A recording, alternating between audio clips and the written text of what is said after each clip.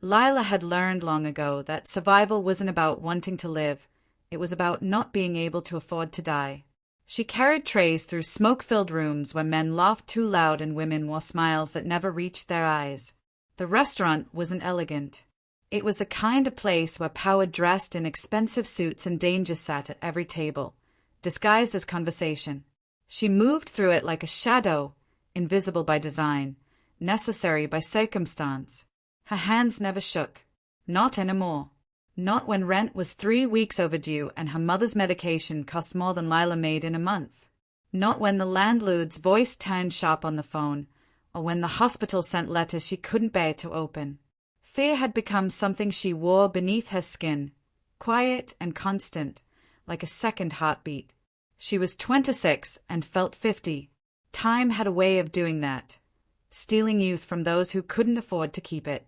Tonight, the restaurant hummed with a different kind of tension. The private room upstairs had been reserved for weeks. No one was told who'd be dining there, but the staff knew better than to ask.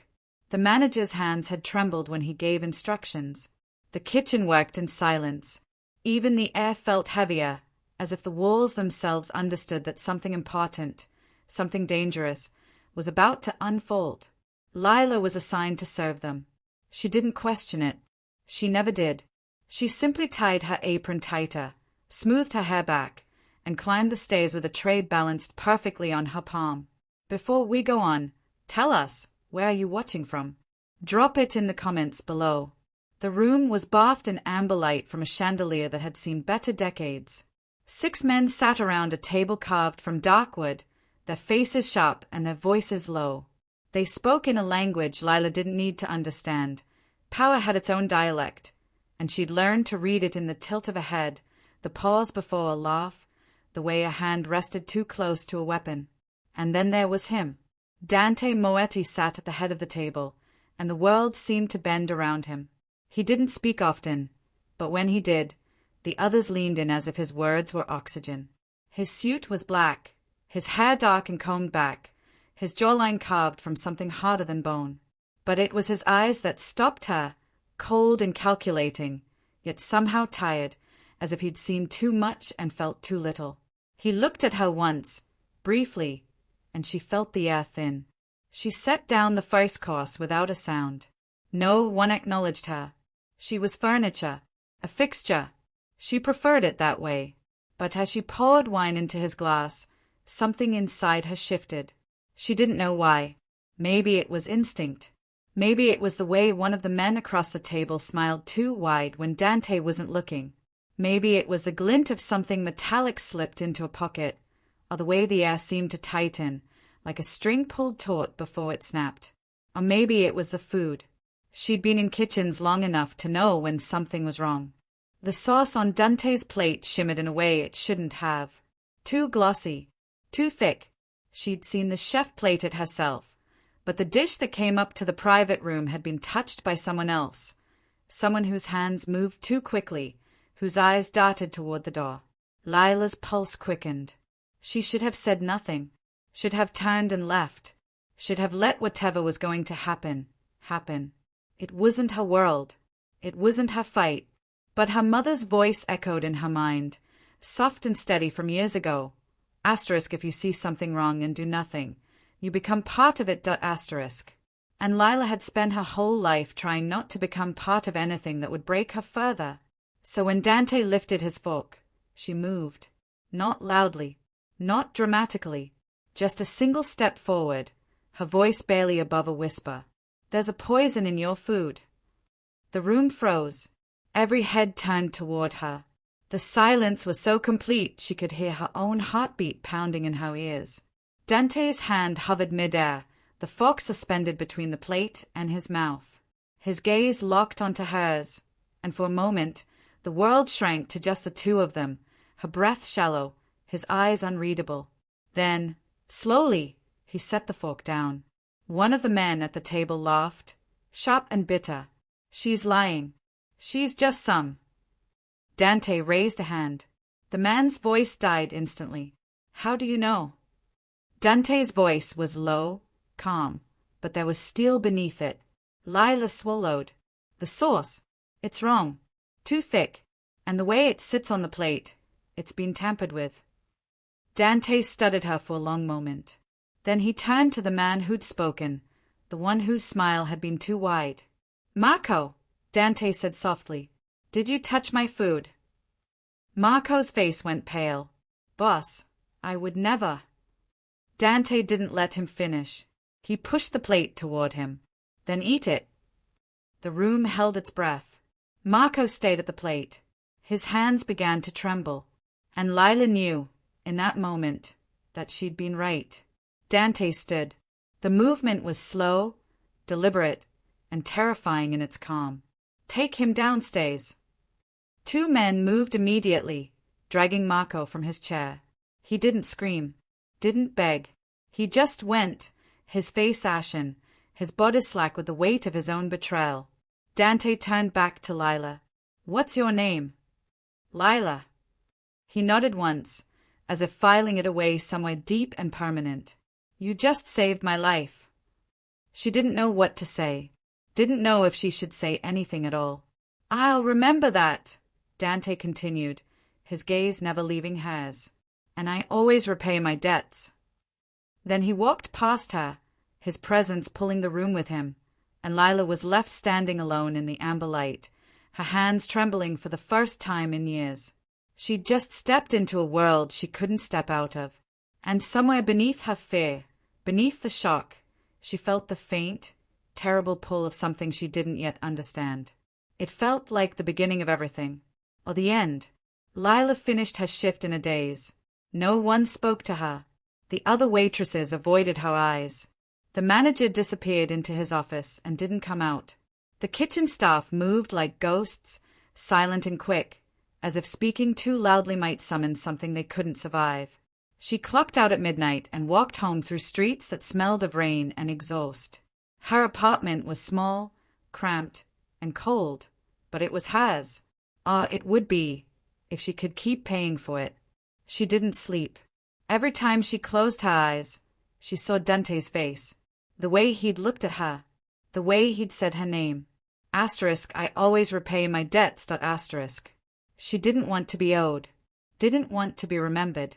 She just wanted to survive, quietly, the way she always had. But the world didn't care what Lila wanted. 2 days later, a black car pulled up outside the restaurant just as her shift was ending. The driver stepped out. He was tall, broad-shouldered, and wore a suit that probably cost more than Lila made in 6 months. He didn't smile. Miss Lila. Her stomach dropped. Yes. Mr. Moetti would like to see you. It wasn't a question. Lila's first instinct was to run. Her second was to refuse. But she'd lived long enough to know that people like Dante Moetti didn't make requests. They made inevitabilities. So she got in the car. The city blurred past the tinted windows. She didn't ask where they were going. She didn't speak at all. The driver didn't either. The silence was thick, suffocating, and all she could do was sit with her hands folded in her lap and her heart hammering against her ribs. They stopped in front of a building she'd only ever seen from a distance. Tall, sleek, and guarded by men who looked like they could break bones without breaking a sweat. She was escorted inside. The elevator climbed higher than she'd ever been. The hallway was lined with marble and gold, and every step she took echoed like a confession.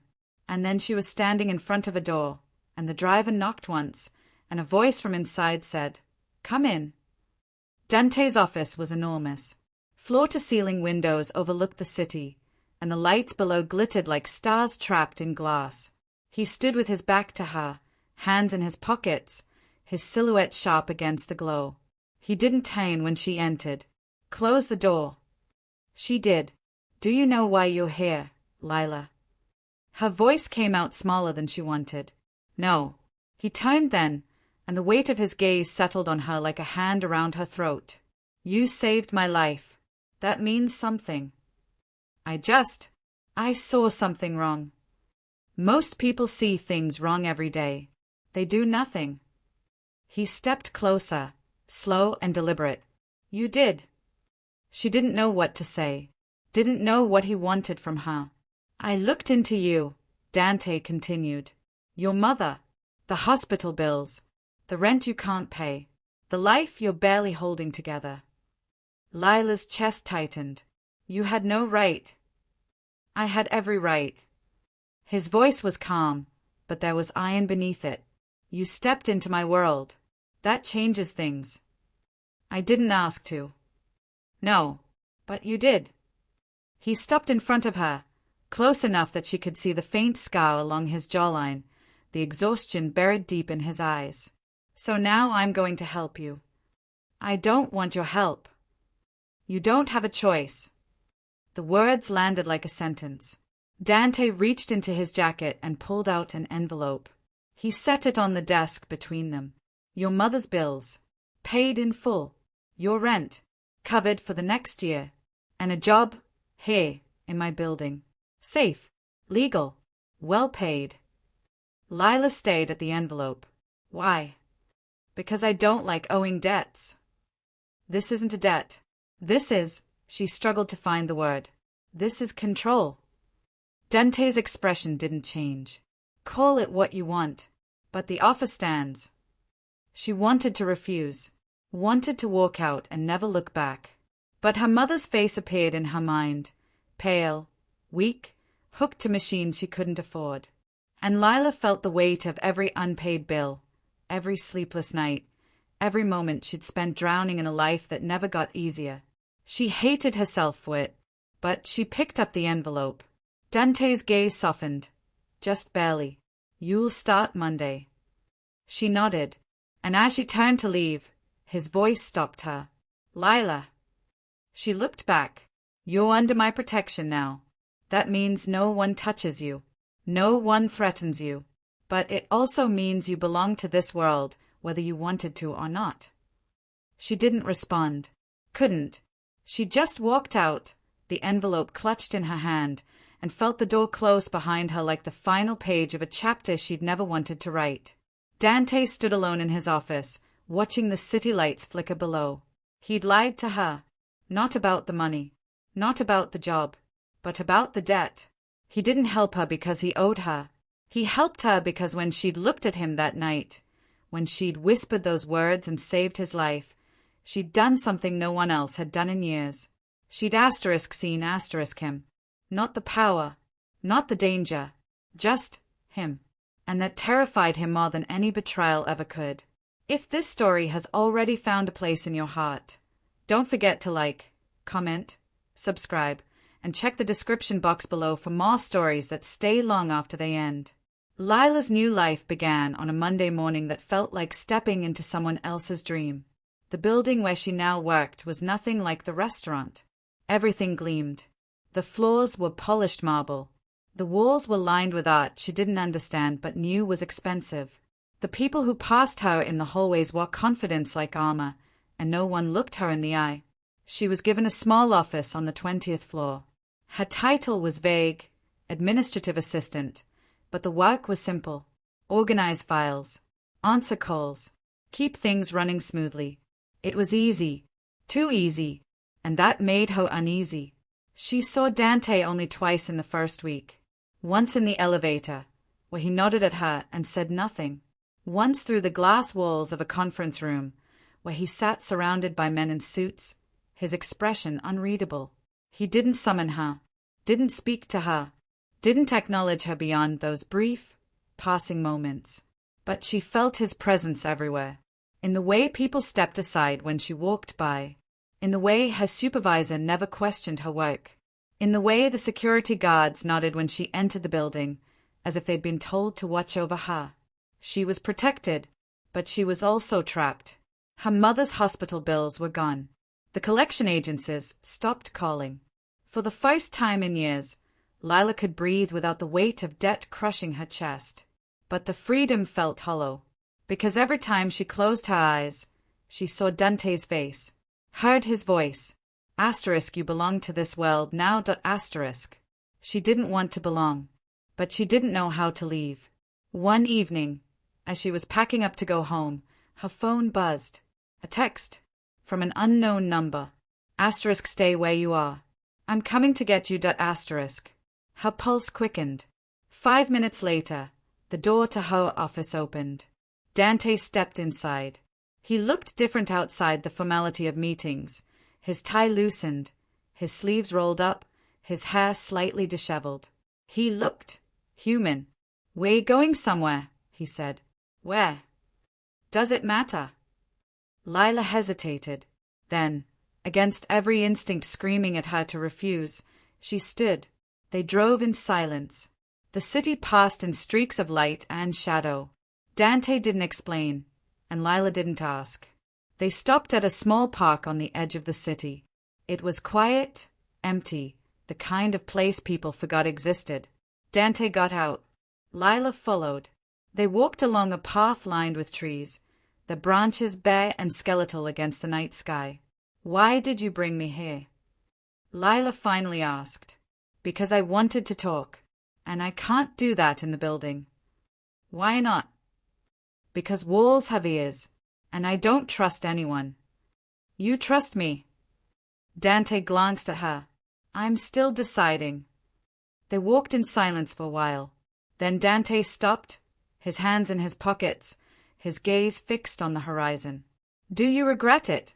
he asked quietly. "Saving me?" Lila didn't answer right away. "I don't know. Honest." He smiled faintly. "I like that. Why did you really bring me here?" Dante turned to face her. "Because I wanted to see if you were real." "Real?" "Most people around me are either terrified or performing. You're neither." "I'm terrified," Lila admitted, "but you don't perform." She didn't know what to say to that. Dante stepped closer. Not close enough to touch, but close enough that she could feel the heat of him. "You don't belong in my world, Lila, but you're in it now, and I need to know if you can handle it." "I don't have a choice." "You always have a choice." "Then why does it feel like I don't?" Dante's expression softened. For a moment, he looked almost sad. "Because I didn't give you one." The admission hung between them, raw and honest. "I'm sorry," he said quietly, "for dragging you into this. But I'm not sorry for keeping you safe." Lila felt something crack inside her chest, something she'd been holding onto for too long. "I don't want to be a debt," she whispered. "You're not." "Then what am I?" Dante didn't answer, but the way he looked at her, like she was something fragile and dangerous all at once, told her more than words ever could. They stood there, surrounded by silence and shadows, and Lila realized something terrifying. She didn't want to leave, not because she couldn't, but because, for the first time in her life, she felt like she mattered. And that was the most dangerous feeling of all. If you've ever felt torn between fear and love, you'll understand her. Remember to like, comment, subscribe, and check the description box below. Your support keeps stories like this alive. Time in Dante's world moved differently. Days blurred into weeks. Lila settled into her role, though settled felt like the wrong word. She existed in a strange limbo, not quite part of his inner circle, but no longer outside of it either. She learned things without being told. She learned that Dante never raised his voice, but when he spoke, entire rooms went silent. She learned that his enemies didn't vanish. They simply stopped existing, as if the universe itself had erased them. She learned that power wasn't loud. It was the quiet certainty that no one would dare challenge you. And she learned that Dante was lonely. It wasn't obvious. He surrounded himself with people, advisors, bodyguards, associates. But none of them truly saw him. They saw the king, not the man. Lila saw both. She didn't mean to. But spending time in his orbit, brief conversations in hallways, shared glances across crowded rooms, late nights when he'd appear at her office door and ask if she wanted coffee, made it impossible not to notice. He was careful with her. Never too close. Never too familiar. But there were moments when his guard dropped. Like the night he found her sitting alone in the break room at midnight, staring at nothing. "Can't sleep?" he asked, leaning against the doorframe. She shook her head. He didn't ask why. Just poured himself a cup of coffee and sat across from her. They sat in silence for a long time. Then Lila spoke. Do you ever regret it? Regret what? This life. Dante considered the question. Every day. Then why do you stay? Because walking away doesn't erase what you've done. It just makes you a coward who did terrible things and ran. Lila looked at him. Really looked. And for the first time, she saw the weight he carried, heavier than any crown, quieter than any confession. You're not a coward, she said softly. Dante's gaze met hers. How do you know? Because cowards don't save people. They sacrifice them. Something shifted in his expression. Something vulnerable. You think I saved you? Didn't you? I think, Dante said slowly, that you saved yourself. I just gave you the tools. Lila's chest tightened. Why me? She asked. Why do you care? Dante didn't answer right away. He stared into his coffee, as if the answer might be hiding at the bottom of the cup. Because, he finally said, you looked at me like I was human, and I haven't felt human in a very long time. The confession settled between them, fragile and raw. Lila wanted to say something, wanted to tell him that she understood, that she, too, had spent so long surviving that she'd forgotten what it felt like to live star. But before she could, his phone buzzed. Dante glanced at it. His expression hardened. I have to go.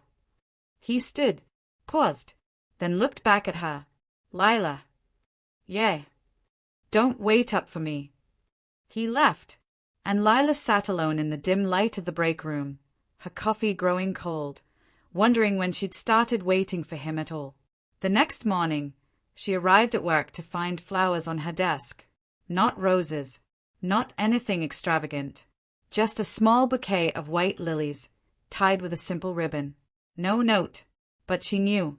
Her coworkers noticed. Whispers followed her through the halls. She ignored them.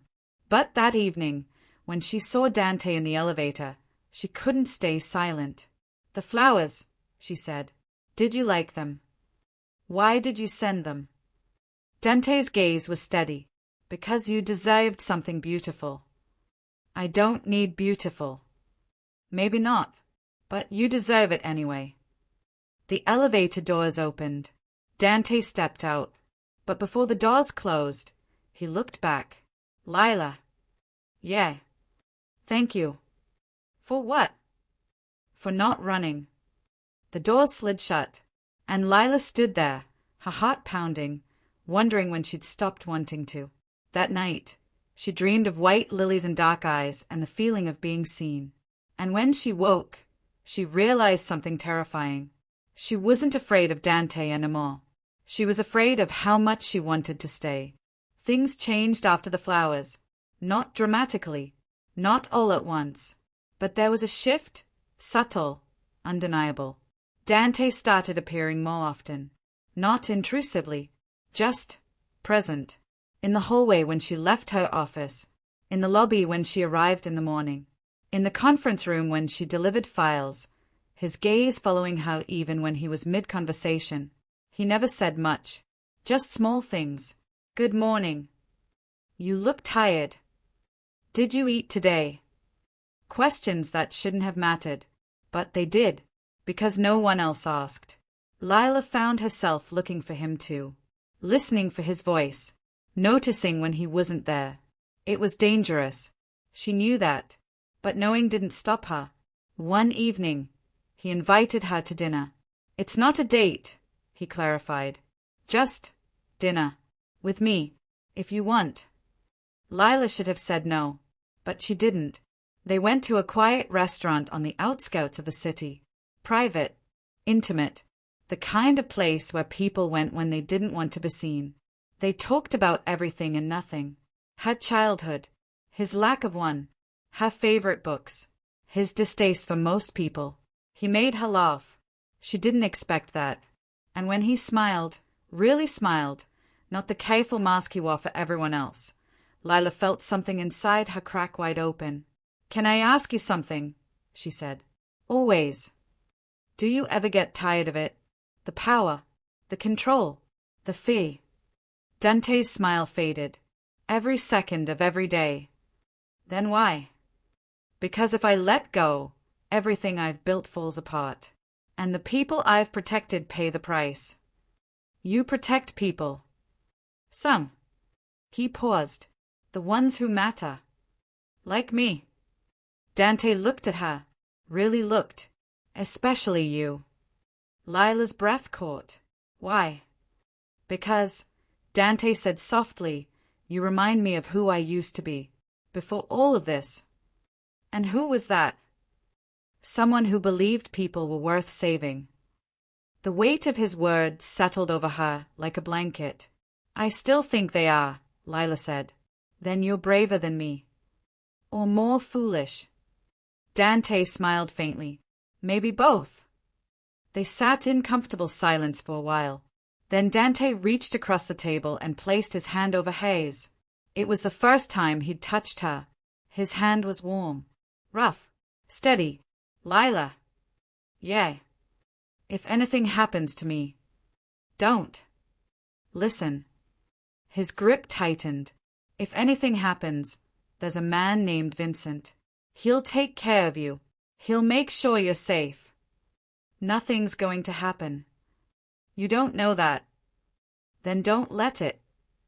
Dante's expression softened. It's not always up to me.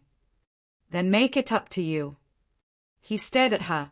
Then, slowly, he smiled. You're stubborn. So are you. Good. He didn't let go of her hand, and Lila didn't pull away. They stayed like that, hands intertwined, the world outside fading into irrelevance, until the restaurant closed and the waiter politely asked them to leave. Dante drove her home that night, walked her to her door. Thank you, she said. For tonight. Thank you star. For what? For making me feel normal, even if it's just for a few hours. Lila's chest ached. Dante. He leaned in, slowly, giving her time to pull away. She didn't. He kissed her, soft, gentle, like she was something precious he was afraid to break. And when he pulled back, his forehead rested against hers, and he whispered, I'm sorry. For what? For dragging you into this. For making you care. I chose to care. Then I'm sorry for that too.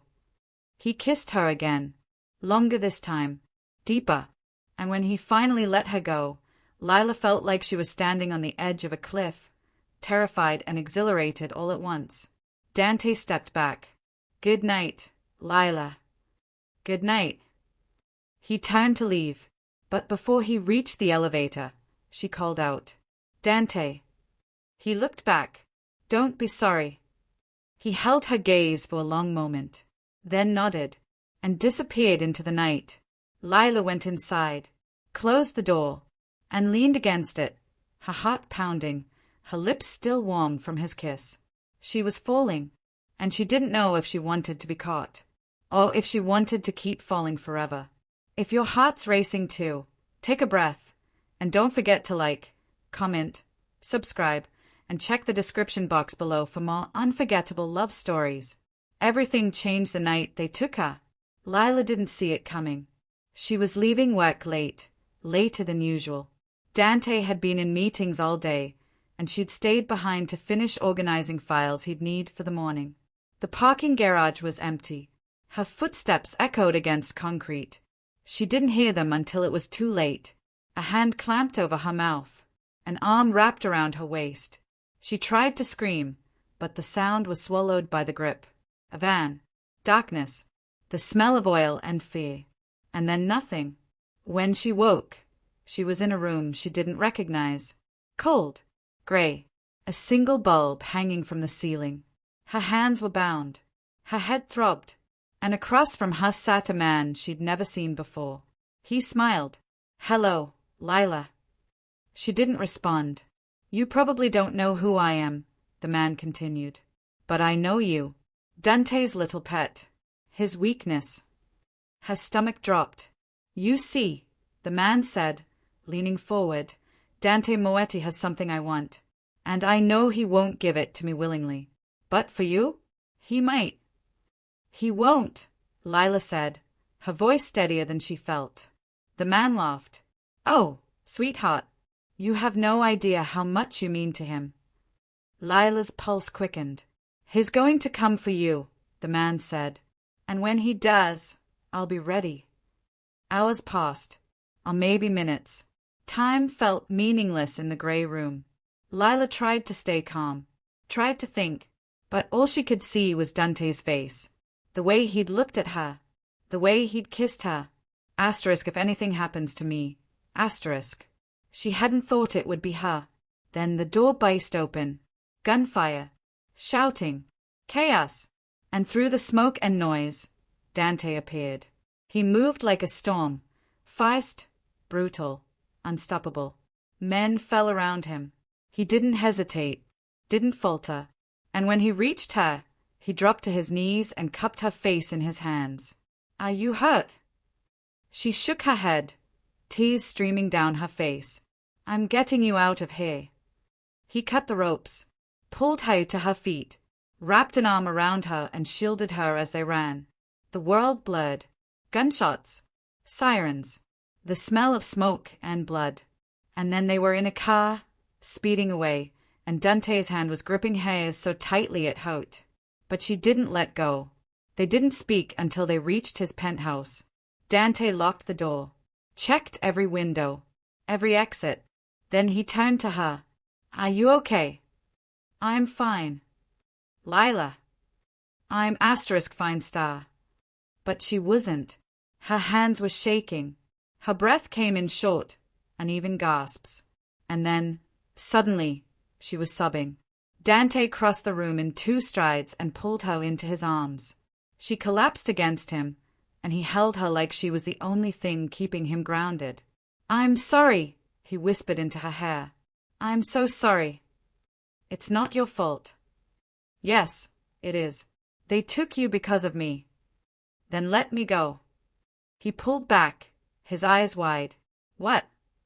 Let me go, Lila repeated. Send me away. Keep me safe. No, Dante. Asterisk, no asterisk. His voice was fierce. I'm not letting you go. Not now. Not ever. You have to. Why? Because I can't do this. Her voice broke. I can't be the reason you die. Dante's expression softened. He cupped her face in his hands, his thumbs brushing away her tears. Lila, he said gently, you're not the reason I'll die. You're the reason I'll fight to stay alive. Her breath hitched. I love you, he said. Simple, honest, devastating. Lila stared at him, her heart breaking and mending all at once. Say something, Dante whispered. I love you too. And then he kissed her, not gently, not carefully, but with everything he had. And Lila kissed him back, pouring every ounce of fear and love and desperation into it. They pulled apart, breathless. Stay with me, Dante said. Not because you have to, but because you want to. Lila looked at him, this man who terrified the world but held her like she was made of light. Okay, she whispered. Okay. I'll stay. Dante's smile was small, but it reached his eyes. Thank you. They stood there, wrapped in each other, the world outside forgotten. And for the first time in her life, Lila felt like she was exactly where she was supposed to be. Staying wasn't easy. Lila moved into Dante's penthouse. It wasn't a choice so much as a necessity. Staying anywhere else meant being vulnerable. And Dante refused to let her be vulnerable ever again. The penthouse was beautiful, all glass and steel and views that stretched across the city like a kingdom. But it felt like a cage. Not because Dante kept her there, because the world outside had become too dangerous to navigate. She learned to live in the shadows, learned that love, in Dante's world, meant constant vigilance. It meant bodyguards who followed her everywhere. It meant phones that were monitored. It meant never going anywhere without someone knowing where she was. But it also meant mornings when Dante made her coffee, nights when he held her until she fell asleep, moments when he looked at her like she was the only thing that mattered. And she learned something else. She learned that Dante was preparing for war. He didn't tell her, but she saw it in the late-night meetings, in the way his jaw tightened when he thought she wasn't looking, in the phone calls that ended with orders delivered in clipped, cold tones. "What's happening?" she asked one night. They were sitting on the balcony, the city glowing below them. Dante didn't look at her. "Nothing you need to worry about." "Don't do that." "Do what?" "Shut me out." He was quiet for a long time. Then he sighed. "The man who took you. His name is Nico Salvatore. He's been trying to take my territory for years. And now that he knows about you—" Dante's jaw clenched. "He won't stop." "So what are you going to do?" "What I always do. Eliminate the threat." Lila's stomach turned. "You mean kill him?" "Yes." The word hung between them, cold and final. "And if you don't?" Dante finally looked at her. "Then he kills me. And then he kills you. There has to be another way." "There isn't." "Dante." "Lila." He took her hand. "I know what I am. I know what I do. And I know it terrifies you. But this is the only way to keep you safe." "What if I don't want you to do this for me?" "Then I'm doing it for me. Because I can't live in a world where you don't exist." Tay stung her eyes. "I don't want you to die." "I won't." "You can't promise that." "No," Dante admitted. "But I can promise I'll fight like hell to come back to you." He pulled her close, and she buried her face in his chest, listening to the steady rhythm of his heartbeat. "I wish we'd met differently," she whispered. "So do I. I wish this was normal." "It's not, but it's ours." Lila looked up at him. "Is that enough?" Dante smiled sadly. "It has to be." The war came 3 days later. Lila woke to the sound of gunfire. Not close, but close enough. Dante was already out of bed, pulling on clothes, checking weapons with the kind of efficiency that came from years of practice. "Stay here," he ordered. "Vincent will be outside the door. Don't leave this room." "Dante." He crossed to her in 2 strides and kissed her. Hard, desperate. "I love you," he said. "Remember that. Don't talk like you're not coming back." "I'm coming back." "Promise me." He hesitated, then nodded. "I promise." And then he was gone. Lila sat on the edge of the bed, her hands trembling, listening to the distant sounds of violence. Minutes felt like hours. Hours felt like lifetimes. Vincent stood outside the door, silent and unyielding. But even he looked tense. Then her phone buzzed. A text. From Dante.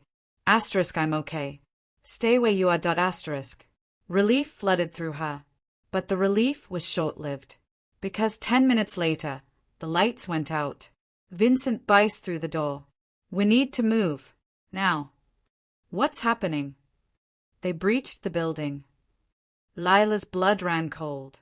Vincent grabbed her arm and pulled her into the hallway. They moved quickly, quietly, down a back stairwell she didn't know existed.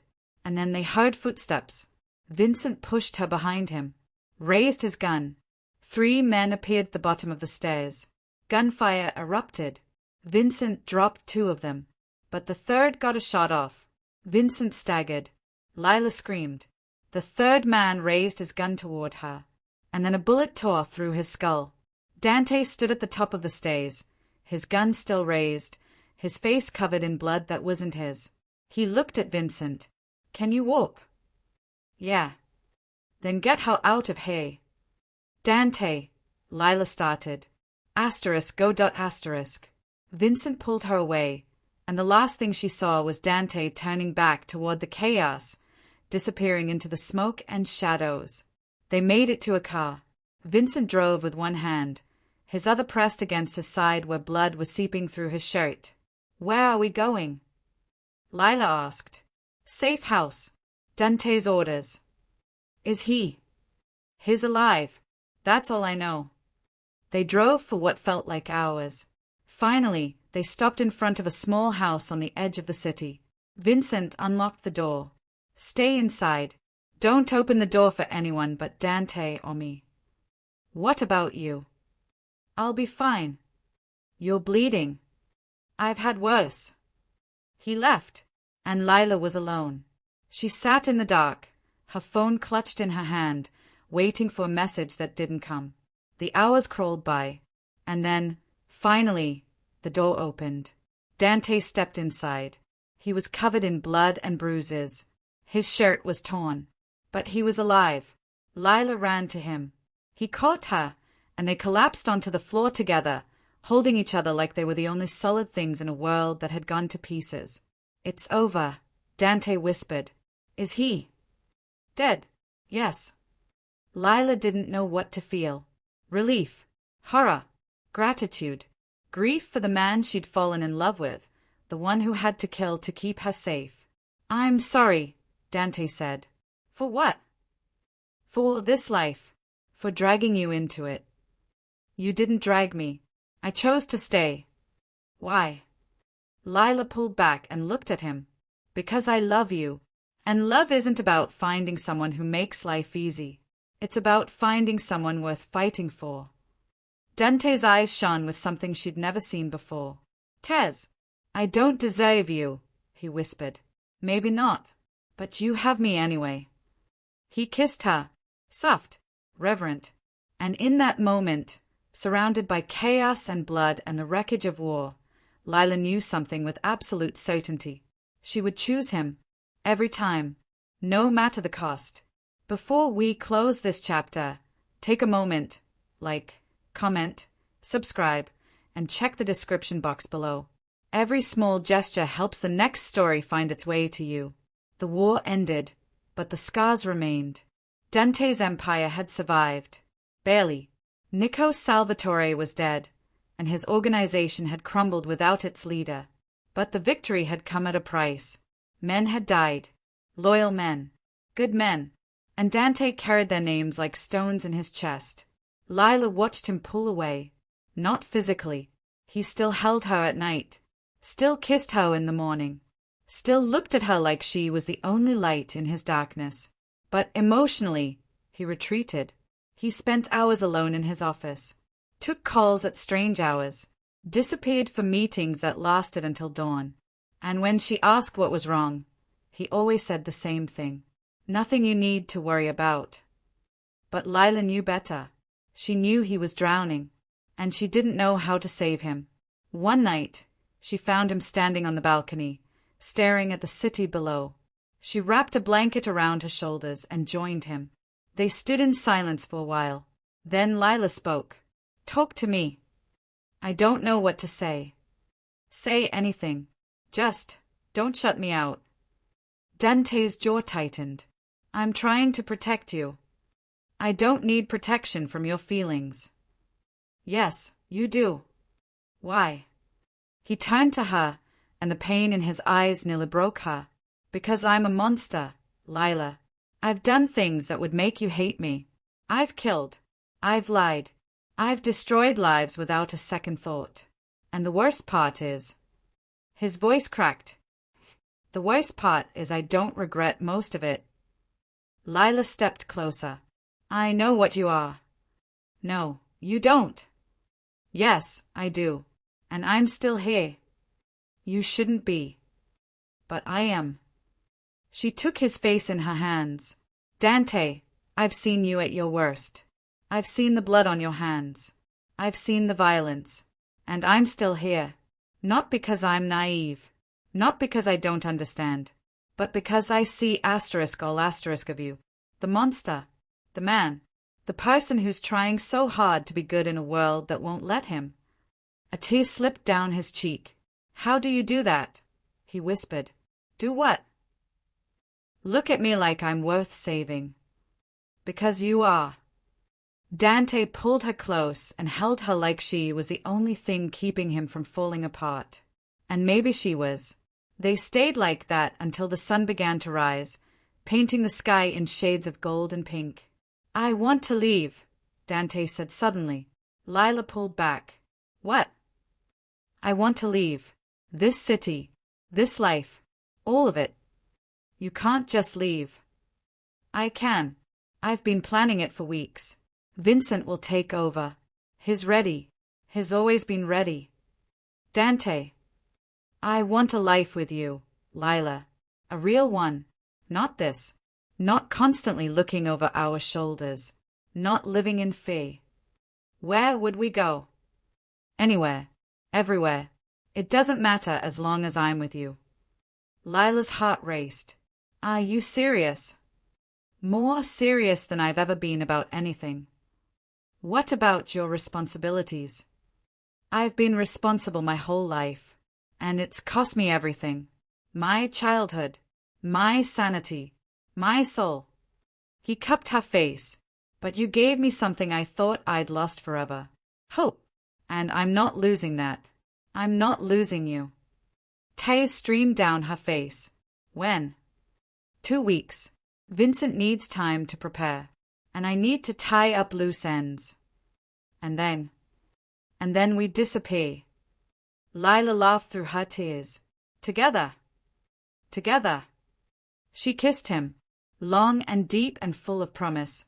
Okay, she whispered. Let's disappear.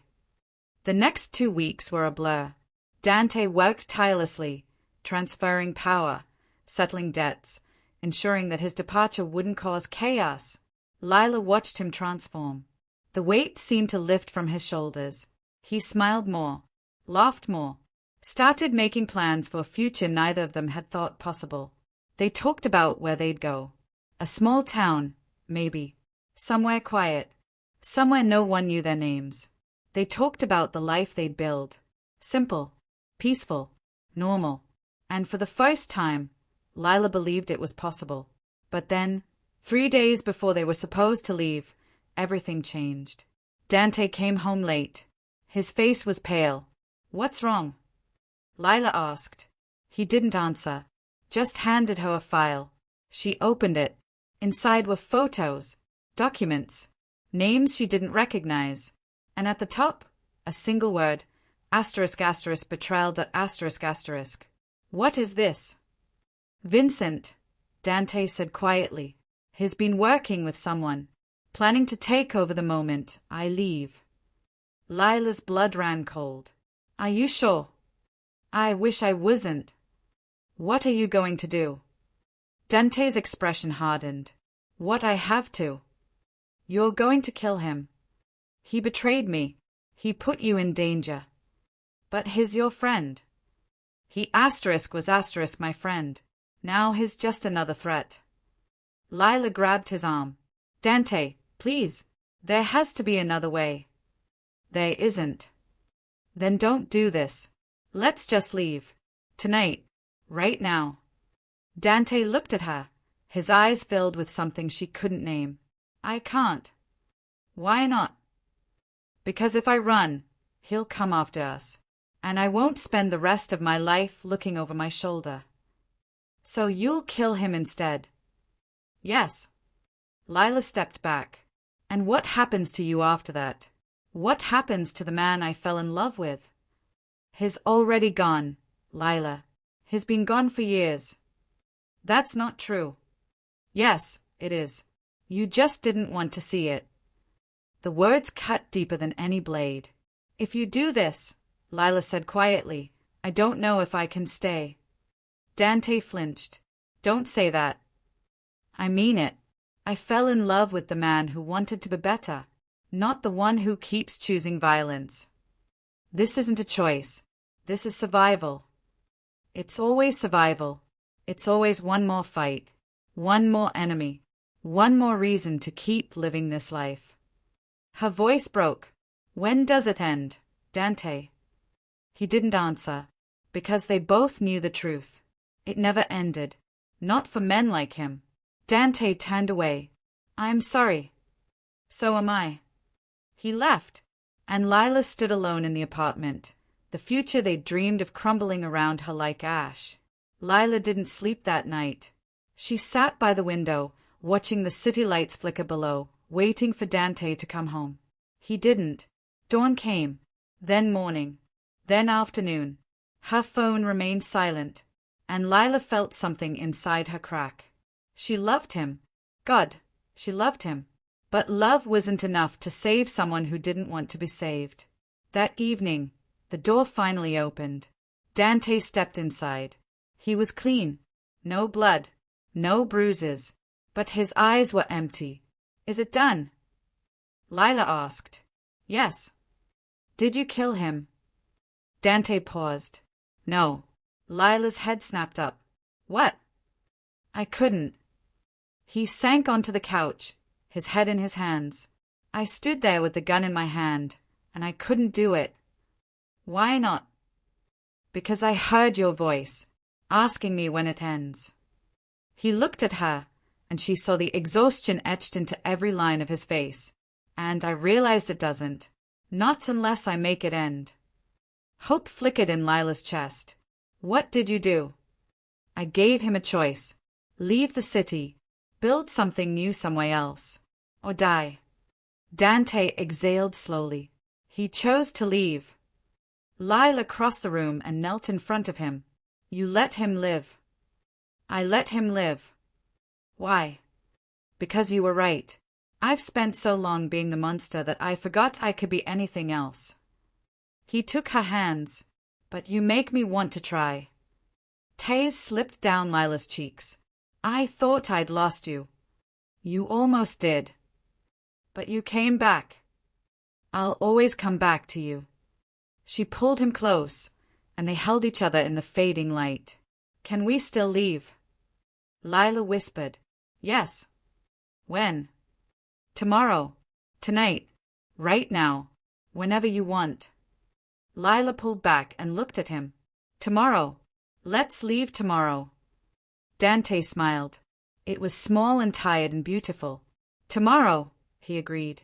They spent that night packing. Not much. Just the essentials. Clothes. Money. New identities Dante had prepared months ago. They worked in comfortable silence, and every so often, their eyes would meet, and they'd smile. Because it was real. They were really leaving. They were really going to be free. That night, they lay in bed together, wrapped in each other's arms. Are you scared? Lila asked. Terrified. Me too. But you're still going. Because I'd rather be terrified with you than safe without you. Dante kissed her forehead. I don't deserve you. Stop saying that. It's true. Maybe, but I'm staying anyway. They fell asleep like that, tangled together, the world outside forgotten. And when morning came, they woke to sunlight streaming through the windows and the promise of a new beginning. They left at dawn. No goodbyes, no fanfare, just two people walking away from a life that had tried to destroy them. They drove for hours, left the city behind, watched it shrink in the rearview mirror until it was nothing but a distant memory. And when they finally stopped, it was in a small town nestled in the mountains. The air was clean. The sky was open. And for the first time in her life, Lila felt like she could breathe. They rented a small house on the edge of town. Nothing fancy. Just 2 bedrooms and a kitchen and a porch that overlooked the valley. It was perfect. They spent the first week settling in, learning the rhythms of normal life. Dante learned to cook. Lila learned to garden. They went to the market together, held hands in public, laughed at stupid jokes. They were no one, and it was everything. One evening, they sat on the porch, watching the sunset paint the sky in shades of orange and purple. Do you miss it? Lila asked. The power? The fear? The constant violence? Dante shook his head. Not even a little. What about the control? I have everything I need right here. He took her hand, and Lila felt her heart swell. I love you, she said. I love you too. They sat in silence for a while, just existing together. And Lila realized something. This was it. This was what happiness felt like. Not grand, not overwhelming. Just quiet, steady, real. It was enough. More than enough. It was everything. Time moved differently in the mountains. Days folded into weeks. Weeks into months. Seasons changed. Snow fell. Flowers bloomed. And through it all, Lila and Dante built a life. Not the one they'd imagined when they were children, but the one they'd fought for, the one they'd bled for, the one they'd chosen. Dante found work as a carpenter. It surprised Lila at first, this man who'd commanded an empire, now building furniture with his hands. But she understood it. He was creating instead of destroying, building instead of tearing down. It was his redemption. Lila opened a small bookstore in town. Nothing grand, just a cozy space filled with stories and warmth and the smell of old pages. People came, not many at first, but slowly, steadily, the store became a gathering place, a place where strangers became friends, where stories were shared over coffee and conversation. It was everything she'd never known she wanted. They made friends in the town, real friends, the kind who invited them to dinner, who checked in when they hadn't been seen in a few days, who cared, simply because caring was what people did. And Lila realized how much she'd been missing. Community, connection, belonging, things she'd never had growing up, things Dante had never known at all. But they had them now. One winter evening, as snow fell softly outside, Dante found Lila in the bookstore, curled up in her favorite chair with a book. He sat beside her. "I have something for you." She looked up. "What?" He handed her a small wooden box. Lila opened it. Inside was a ring. Simple. Handmade. Beautiful. "I'm not good at speeches," Dante said quietly, "and I don't have much to offer. But I have this life. And I have you. And if you'll let me, I'd like to spend the rest of it proving that you made the right choice." Tears filled Lila's eyes. "Are you asking?" "Lila, will you marry me?" She laughed through her tears. "Yes, yes, of course." He slipped the ring onto her finger and kissed her. And outside, the snow fell like a blessing. They married in the spring. It was small, intimate, just a handful of friends and a justice of the peace. Lila wore a simple white dress. Dante wore a suit he'd borrowed. They said their vows on the porch of their home, with the mountains watching and the sun setting behind them.